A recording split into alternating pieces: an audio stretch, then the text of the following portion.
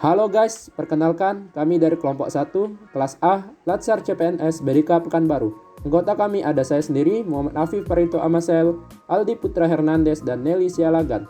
Di sini kami akan melakukan analisis berakhlak terhadap dua film, yaitu film dokumenter dari Abda Langit dan film pendek anti korupsi dengan judul Bosku dari Kanwil DJP Aceh.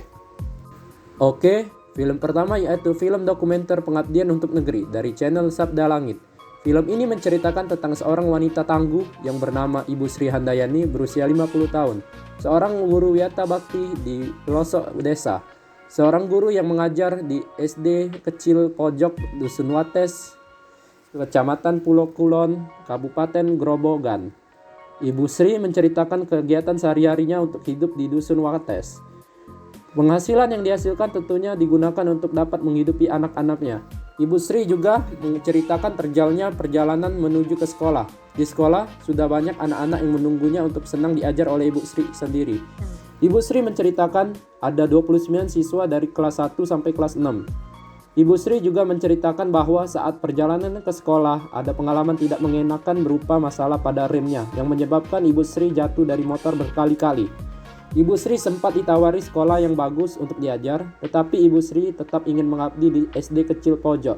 Ibu Sri berkomitmen agar anak-anak yang diajarnya dapat terangkat pendidikannya. Ibu Sri berprinsip, apa yang ditanam itu akan dituai.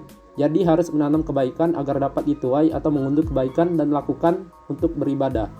Perilaku yang menunjukkan nilai berakhlak dari Ibu Sri adalah Ibu Sri tentunya sangat sesuai dengan nilai berorientasi pelayanan karena tulus melayani dan mengajar anak-anak di pelosok dengan gaji yang tidak seberapa. Nilai akuntabel karena Ibu Sri sangat bertanggung jawab dan memegang nilai teguh yang ada pada dirinya. Harmonis karena menunjukkan perasaan kekeluargaan dengan anak-anak yang diajarkannya. Nilai loyal di mana menunjukkan rasa cintanya kepada negeri dengan mengabdikan diri untuk mengajar anak-anak di SD pelosok. Dan sebenarnya masih banyak pelajaran lain yang dapat diambil dari Ibu Sri sesuai dengan nilai berakhlak. Untuk perilaku yang belum menunjukkan nilai berakhlak oleh Ibu Sri berupa adaptif karena belum mampu untuk menyelesaikan dan mengejar perkembangan zaman karena SD yang diajarnya terdapat di daerah pelosok yang mendapatkan susah untuk teknologi dan informasi terbaru.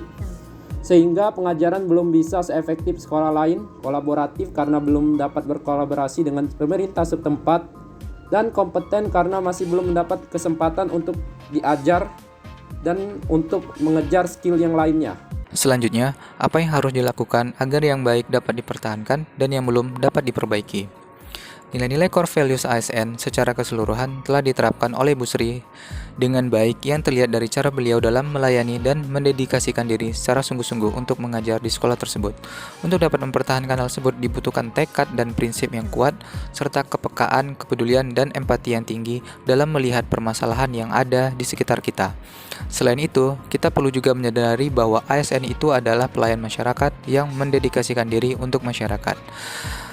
Sedangkan hal-hal yang perlu diperbaiki ialah bagaimana untuk mengedukasi masyarakat akan pentingnya pendidikan, mengajak untuk setiap guru agar dapat memiliki semangat dan motivasi yang tinggi mengajar dimanapun itu, termasuk daerah tertinggal. Seperti yang dilakukan oleh Ibu Sri, pemerintah juga perlu meningkatkan perhatian lebih untuk daerah-daerah tertinggal serta tenaga pendidik yang rela mengajar di daerah tersebut. Kemudian, dengan ada yang mengajar di daerah tertinggal tersebut, kita bisa meningkatkan kualitas SDM yang ada dan membangun daerah tersebut lebih maju, seperti membangun akses jalan yang layak, akses sarana dan prasarana pendidikan yang layak, dan sebagainya. Selanjutnya, film kedua, Bosku. Film ini menceritakan tentang seorang kepala kantor bernama Ibu Puan. Beliau dikenal oleh bawahannya sebagai atasan yang galak, suka marah-marah, dan perfeksionis. Setiap sikap dan hasil kerja dari bawahannya beliau koreksi apabila ada sesuatu yang menurutnya kurang sesuai. Cara beliau dalam mengoreksi bawahannya yang suka ngomel-ngomel menjadi perbincangan yang lucu bagi bawahannya.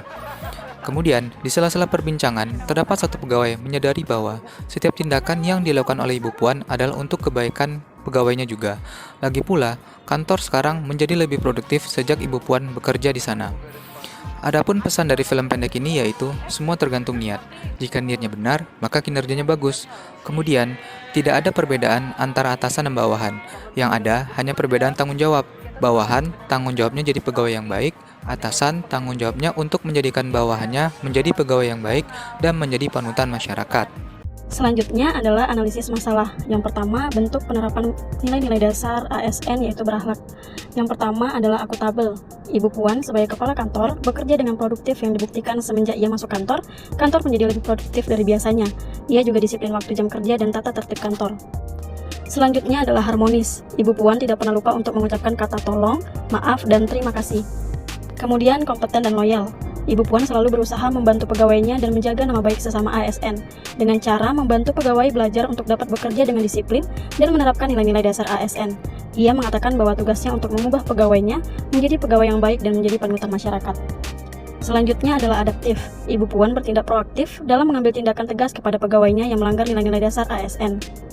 Dan yang terakhir adalah kolaboratif. Ibu Puan dan pegawai saling mengingatkan agar dapat membangun tim yang solid. Yang kedua adalah bentuk pelanggaran berakhlak. Yang pertama, harmonis. Ibu Puan dalam mengingatkan pegawai dengan nada tinggi dan marah. Pegawai-pegawai tidak mendengarkan Ibu Puan dengan seksama. Yang kedua adalah akuntabel. Pegawai Fortina tidak menyelesaikan pekerjaan tepat waktu. Dan Dodi tidak disiplin jam kerja dengan terlambat masuk kantor setelah istirahat. Kemudian Baihaki absen cepat tetapi masuk kantor lama. Yang ketiga, kompeten. Pegawai kurang berkompeten karena tidak melaksanakan tugas dengan kualitas baik dan tidak memiliki niat yang baik. Dan yang terakhir, loyal, tidak mengutamakan kepentingan pekerjaan.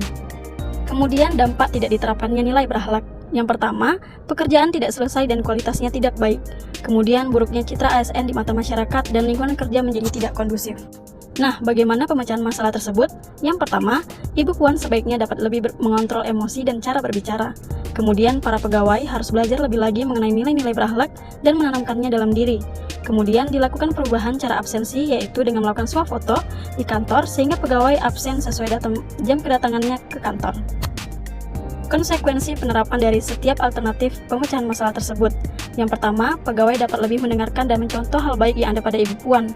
Kemudian, pegawai memiliki niat yang baik dalam bekerja, sehingga dapat bertanggung jawab dalam pekerjaannya dan semangat untuk memajukan negeri. Kemudian, pegawai dapat lebih disiplin dan jujur terhadap pekerjaannya. Dan yang terakhir, kolaborasi antar pegawai dan kepala kantor dapat terjalin dengan baik dan lingkungan kerja dapat lebih kondusif. Demikianlah analisis masalah yang dapat kami sampaikan. Terima kasih.